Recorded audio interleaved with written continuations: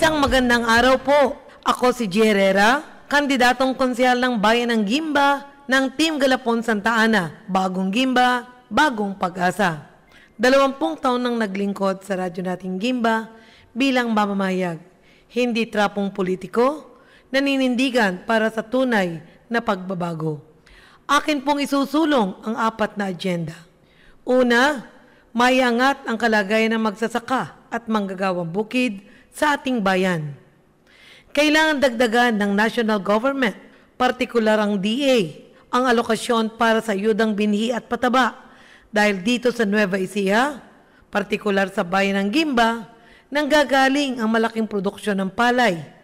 20% ng naaning palay sa buong bansa ay galing sa atin.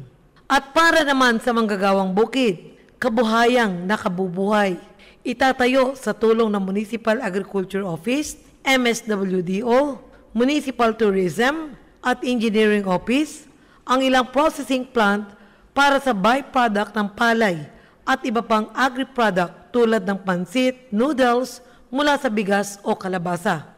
Mga manggagawang bukid ang ating i-empleyo dito.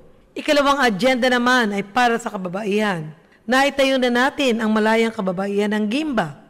Titiyakin natin na ang pondo sa Gender and Development o GAD ay maramdaman at makarating sa kababaihan.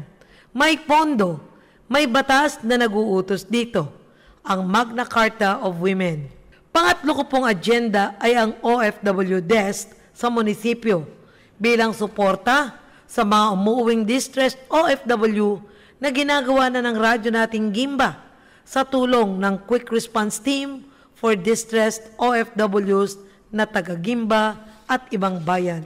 Pang-4 na agenda ay ang pagkakaroon ng People's Council na kakatawan sa lahat ng sektor para kasama sa pagdedesisyon sa mga inilalatag na programa at proyekto na dapat lapat at nagsisilbi sa mamamayan ng Gimba.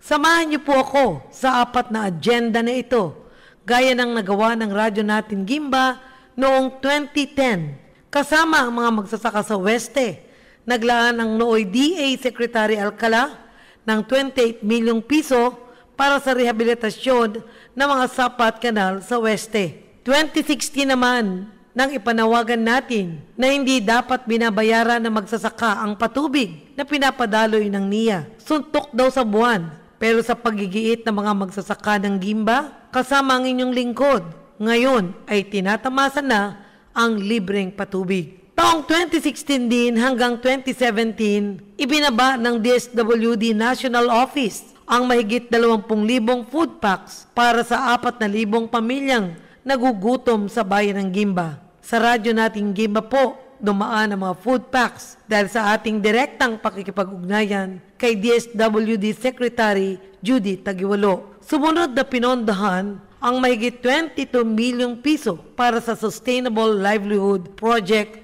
sa 32 barangay ng Liga ng mga Manggagawang Bukid. Naipakita po natin noon pa man, may kaya tayong gawin para sa bayan sa tulong ng mamamayan.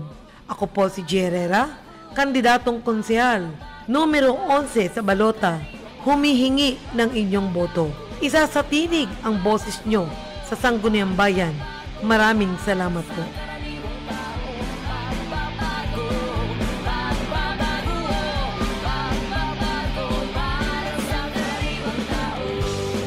Paid for by friends of G. Herrera, San Rafael, Gimba,